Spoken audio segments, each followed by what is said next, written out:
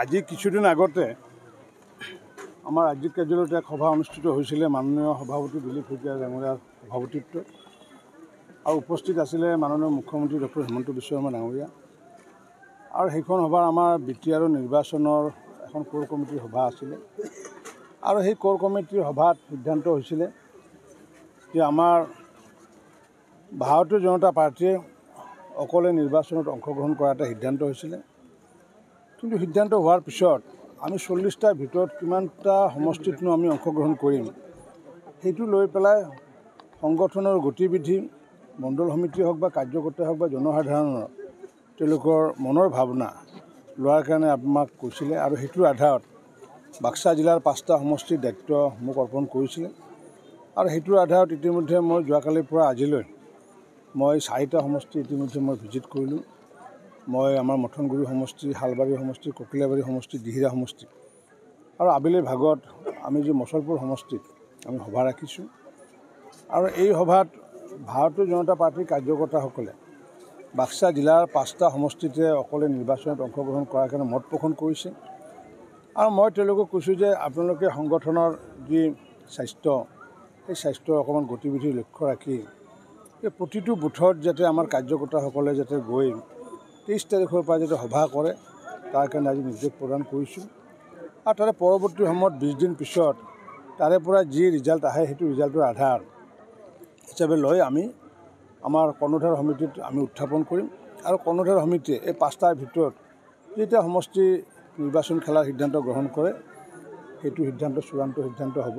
গতিকে কাৰ্যকৰ্তাসকলৰ মনৰ কথা হৈছে 5টাতে অংশগ্ৰহণ কৰিব লাগে, কিন্তু আমি এবাৰ আৰু 20 দিন আমি সময় দিছোঁ প্ৰতিটো বুথত গৈ জনসাধাৰণৰ লগত সম্পৰ্ক কৰি তেওঁলোকৰ মনৰ ভাৱ বুজি ল'বলৈ দিছোঁ। মই ভাবোঁ জনসাধাৰণে আগন্তুক দিনত মাননীয় প্ৰধানমন্ত্ৰী মোদী ডাঙৰীয়াৰ লগত মাননীয় মুখ্যমন্ত্ৰী ডক্টৰ হিমন্ত বিশ্ব শৰ্মা ডাঙৰীয়াৰ লগত থাকিব। যিহেতু আমি ভাৰতীয় জনতা পাৰ্টীৰ যি আমি কাম কৰি আহিছোঁ বা আমি ক্ষমতাত শাসনৰ বাবে কেতিয়াও আমি অহা নাই, আমি সেৱাৰ বাবে আহোঁ। গতিকে আগন্তুক দিনতো আমি সেৱামূলক কাৰ্য আমি আগলৈ বৰ্তাই যাম আৰু এই বাৰ্তা ইতিমধ্যে বিটিআৰ বাকী ৰাইজে পাইছে। মই ভাবোঁ যে ভালতকৈ ভাল আমি এটা ফল আমি আশা কৰোঁ। যিটো শক্তি চাই মানে শক্তি আছে য'ত সাংগঠনিক শক্তিৰে আমি জিকিব পাৰোঁ, কাৰণ কি আমি হাৰাৰ কাৰণে নিৰ্বাচনত অংশগ্ৰহণ নকৰোঁ। গতিকে সংগঠন এতিয়া যিহেতু আমি 5জন মন্ত্ৰীক দায়িত্ব প্ৰদান কৰা হৈছে 40টা, গতিকে সকলোবোৰে যেতিয়া প্ৰতিবেদন আহিব সেই প্ৰতিবেদনবোৰ পোৱাৰ পিছতহে আমাৰ সিদ্ধান্তটো গ্ৰহণ কৰা হ'ব। মচলপুৰ ফাইনেল হ'ব। দিহিৰাত যিহেতু যোৱাবাৰ যিহেতু আমাৰ প্ৰাৰ্থী আছিলে গতিকে নিশ্চিত ওপৰত এবাৰ প্ৰাৰ্থী থাকিবই। মথনগুৰিত যিহেতু আমাৰ প্ৰাৰ্থী আছিলে নিশ্চিত ওপৰত মথনগুৰিত প্ৰাৰ্থী থাকিবই। বাকী যিসমূহত প্ৰাৰ্থী নাছিলে তাত এতিয়া সংগঠনৰ স্থিতি কি আছে আমি চাব লাগিব।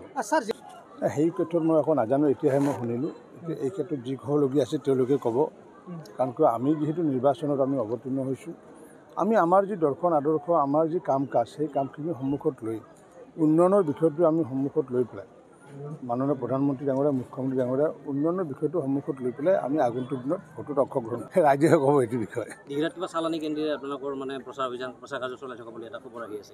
আমাৰতো প্ৰাৰ্থীৰ বিষয়ে হোৱাই নাই, কাৰণ কিয় আমাৰ প্ৰাৰ্থী যিহেতু ইণ্ডিপেণ্ডেণ্ট এজেঞ্চি ছাৰ্ভে কৰিব।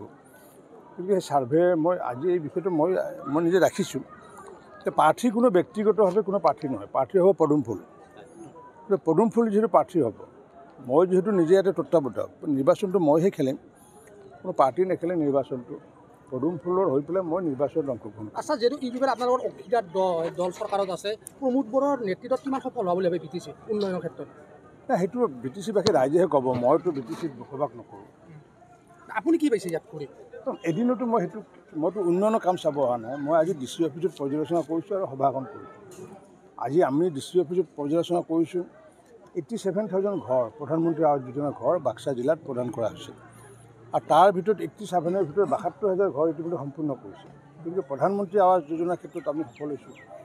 88,000 মহিলাক আমি মাননীয় মুখ্যমন্ত্ৰী ডাঙৰীয়াই যি লাখপতি মহিলা বনোৱাৰ কথা কৈছে, 88,000 মহিলাক আমি লাখপতি মহিলা নিৰ্মাণ কৰাৰ কাৰণে প্ৰয়াস চলাইছোঁ আৰু ইতিমধ্যে তেওঁলোকৰ নামসমূহ অন্তৰ্ভুক্ত হৈছে। আগন্তুক দিনত অৰুণোদয় দিয়া হোৱা নাই, অৰুণোদয় দিয়াৰ কাৰণে প্লেনিং আমাৰ আৰম্ভ হৈছে, কাৰণ কিয় আগতে BTADত অৰুণোদয় দিয়া হোৱা নাছিলে। এতিয়াও সমগ্ৰ অসমত যিটো বৰ্ধিত লিষ্ট এতিয়াও প্ৰকাশ হোৱা নাই। গতিকে BTAD সম্পূৰ্ণ গ্ৰহণ কৰা হোৱাৰ পিছত সমগ্ৰ অসমৰ বাবে সেই তালিকাখন প্ৰকাশ হ'ব। গতিকে প্ৰতিটো বিধানসভা সমষ্টিত পূৰ্বতকৈ 11,000 অৰুণোদয় বৃদ্ধি হ'ব।